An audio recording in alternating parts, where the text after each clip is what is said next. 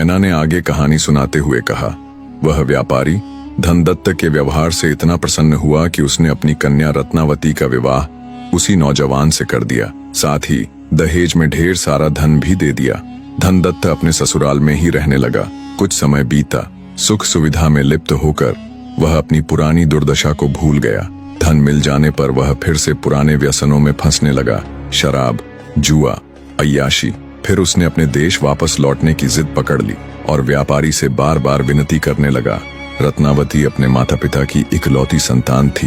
व्यापारी उसे अपने पास से दूर नहीं भेजना चाहता था, लेकिन धनदत्त जैसे दुष्ट व्यक्ति ने बड़ी चालाकी से उसे अनुमति देने पर मजबूर कर दिया।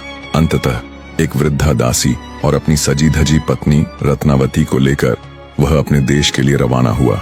चलते चलते वे एक घने जंगल में जा पहुंचे।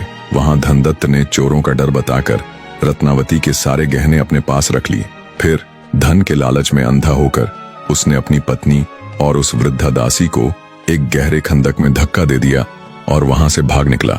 खंदक में गिरते ही वृद्धा की मृत्यु हो गई, लेकिन रत्नावती झाड़ियों में उलझ गई, जिससे उसकी जान बच गई। कई घावों से घायल रत्नावती रोती बिलखती किसी तरह खंदक से बाहर निकली।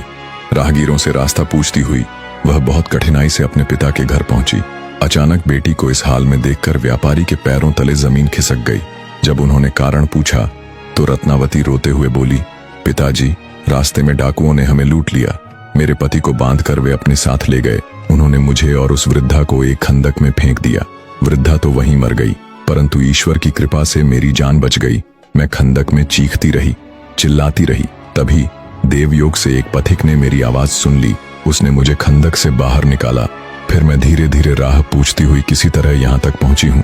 बेटी की आप बीती सुनकर व्यापारी ने उसे गले लगाया और ढांढस बंधाया।